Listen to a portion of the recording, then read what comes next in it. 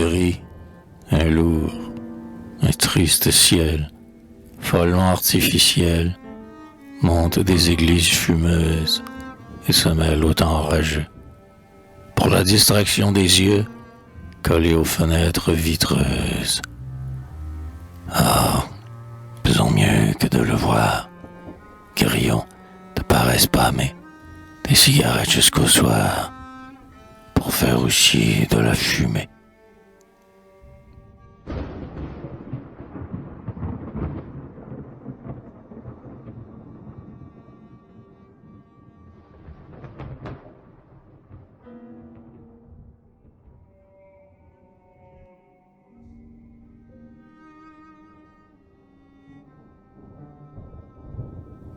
Mon anxiété va sans cesse vers la ville. Avec mes yeux lastres et passés de paresse, je la regarde au loin parmi ces brumes pâles, et, sur la vitre où mon désœuvrement se dresse, je résonne au travers de mes bagues royales. Mais je ne sais pourquoi, dans le chien et loup triste, derrière cette vitre où mon haleine marque, je m'assombris avec cette âme d'anarchiste, sourdement, à travers ces 10 doigts de monarque. Et pourquoi crier si fort vers mon aise inutile, par-delà la fenêtre étroite de ma joie, ceux qui n'en peuvent plus, par centaines de mille, et pourquoi, hors de ce cœur profond qui s'apitoie, mon anxiété va sans cesse vers la ville.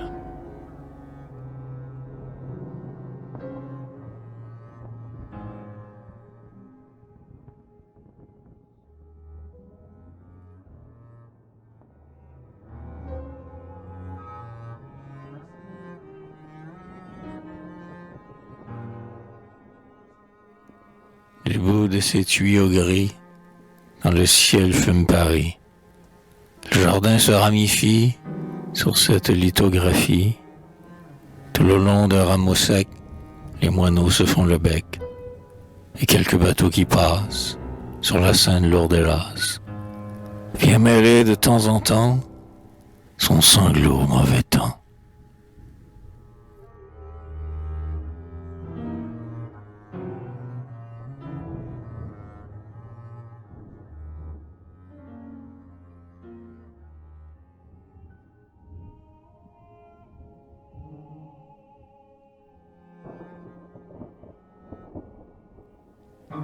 Au soir, le coucher violent fait une gomorre de la ville érigée au loin, splendide et monstrueuse et ne se doutant point que le feu du ciel la dévore. Pour moi, contre la vitre et devant ce couchant qui brûle mon temps et ma race, dans l'horreur de la ville de son bruit méchant, voici que j'ai voilé ma face et a compris le sens de ce beau soir d'été, tombé parmi tant de scandales, et qui semble venger la souffrance claustrale de mon intime piété.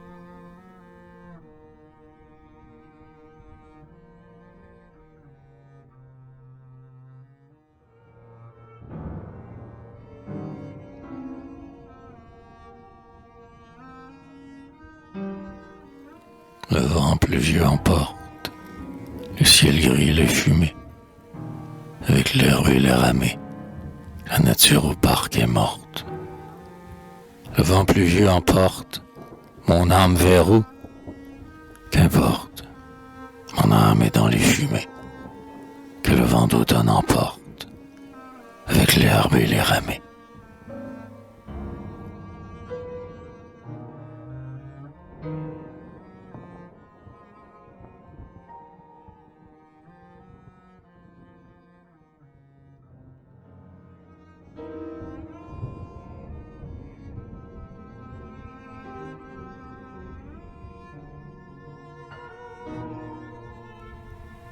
Les coussins où flamboient les bagues de mes mains sont comme empoisonnés de grandes fleurs étranges. Adieu, brutalité des bleus et des carmes. Honnête grand rideau, bourgeois fauteuil à franges. Du jaune au roux, du vert au bleu, du mauve au gris. L'œil, parmi les velours assourdis, perd la piste. Chaque meuble, occupant le recoin qu'il a pris, net et froid dans la clarté pure, est égoïste. Et des vitres, le parc est fait de beaux vitraux, complexes, où s'effeuille un automne bizarre. Et par-delà ce luxe intact et ses carreaux, hurle Paris au loin comme une mer barbare.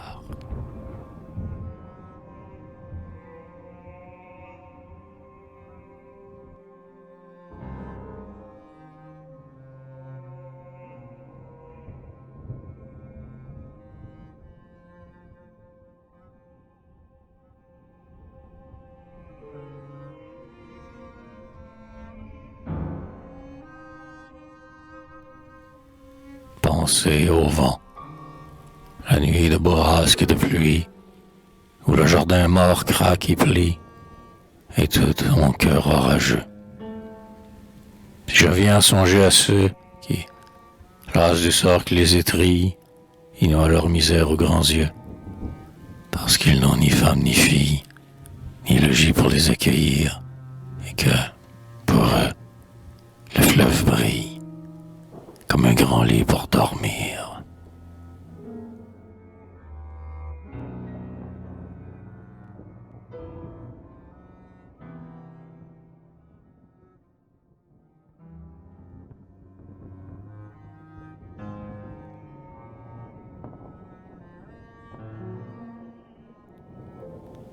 Le travail nocturne emplit la nuit d'une rumeur trop laborieuse. La vie humaine s'y use et fuit au moment choisi pour la veilleuse, pour le ronflement, pour l'oreiller. Ah, la pluie au carreau. Oh, veiller dans l'usine noire ou dans la rue, à l'heure où la campagne bourrue s'offre en silence aux bienfaisants, au plaisant, au pesant dormir du paysan.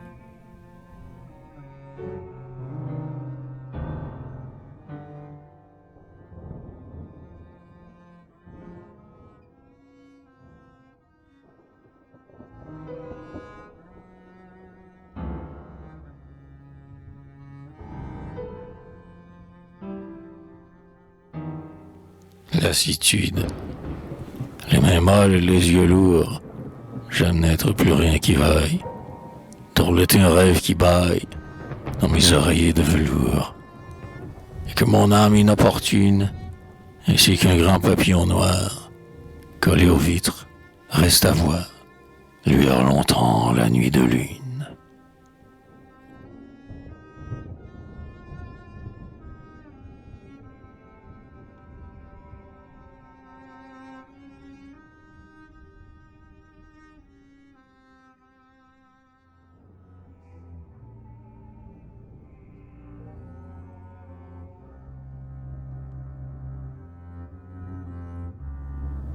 L'ombre de Verlaine est au jardin d'automne, qui s'est assise au long des bancs vermoulus, à recevoir longtemps la pluie monotone, comme un mendiant triste qui n'en peut plus, qui regarde sans parler, bouche bée, devant soi, mourir une feuille tombée.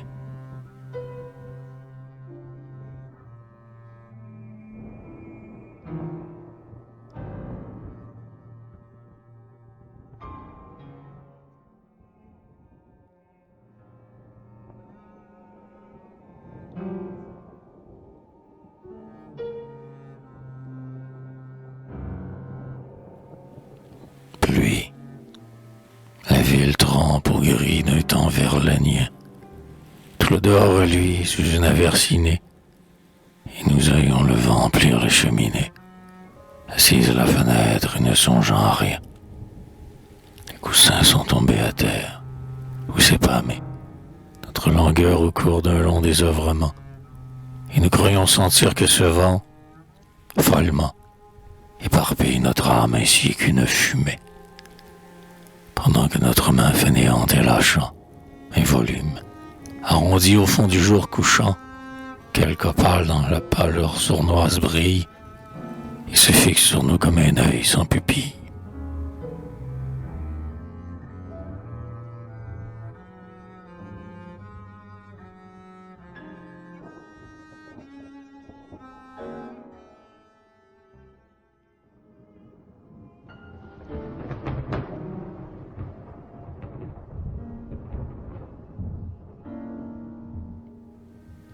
L'ample ville reçoit l'averse folle au loin, sous l'agitation du ciel et des fumées.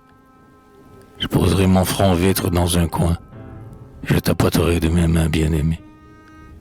Il pleuvra sur des gens qui n'ont pas de logis pour rentrer chez eux, sur la misère. Et parmi ce gros temps plonge mes yeux lasses, verront mieux leur couleur, sur la vitre bleuâtre. Les bagues de mes doigts dorés de Cléopâtre.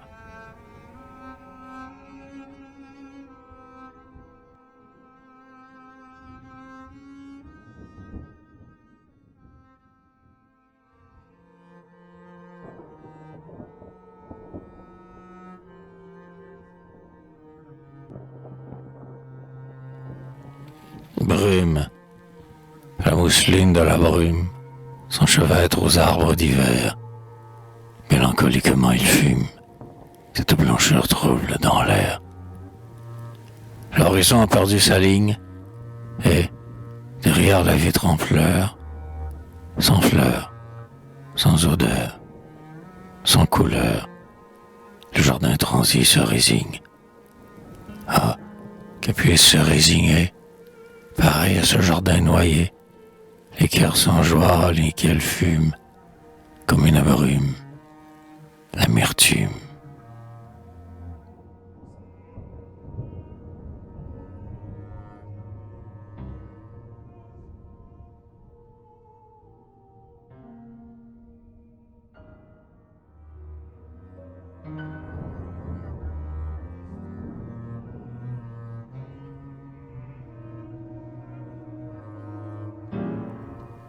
Curieusement, cette nuit, comme un drame, attire ton cœur lasse, par son ciel figurant, parce qu'il grouille et change, un océan et vert qui ne déferle pas.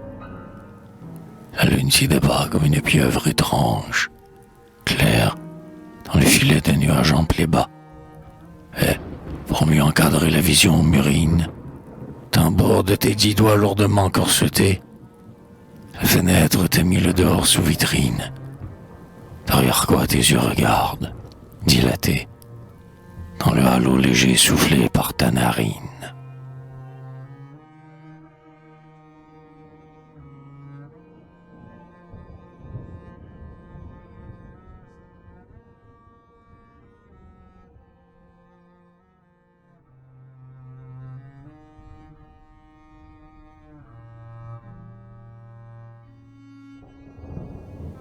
Feuilles mortes.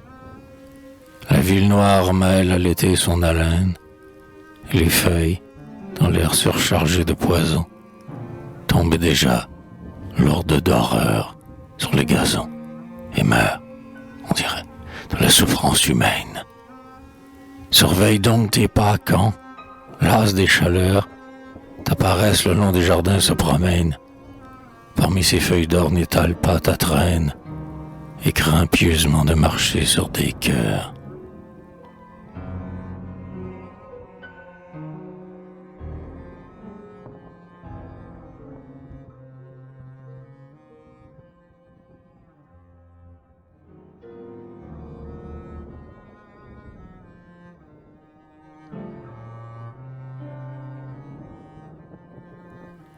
Nocturne, amante des beaux soirs en musique, venez être dans l'ombre inquiète qui traîne sur les touches des doigts aux chatons soupçonnés, longue de robe et tel un souvenir de reine. Les miroirs contiendront votre double le soir, tombant d'une fenêtre ouverte encore claire, et ce recoin meublé, lourdement angulaire, où votre doigt calme ébauche un désespoir. Ah, ou seul avec vous dans les glaces, fantôme, répétant un contour qui va s'évanouir, ou seul avec votre âme et nul pour vous rire, les yeux fermés, ainsi qu'on respire un arôme.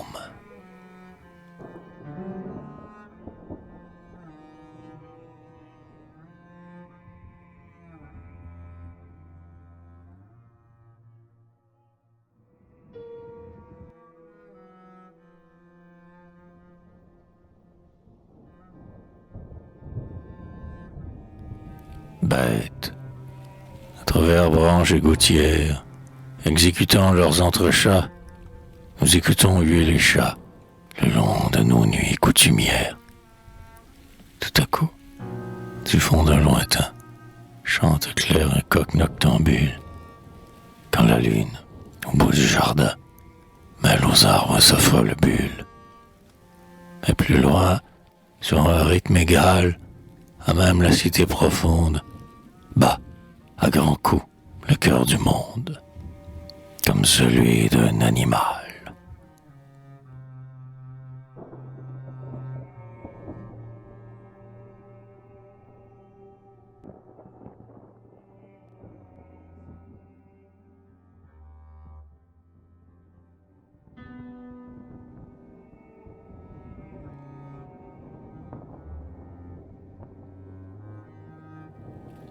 Chanson. Avant l'heure où la nuit est noire, tout au bout des soirs inouïs, les couchants nous font toujours croire à de miraculeux pays. Nos cœurs leurrés pleins de fables chantent l'instant fin venu de gonfler la voile ineffable qui mène à ce monde inconnu.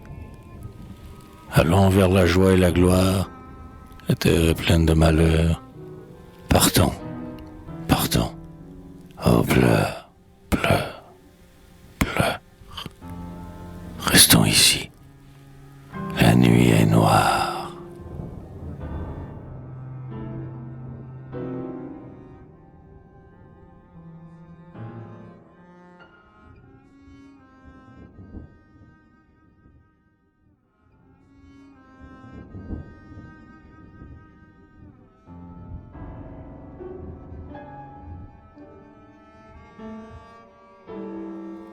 Petite élégie.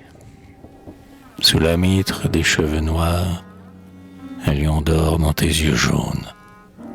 Où sont les fabuleux pylônes des palais sonnant d'encensoir?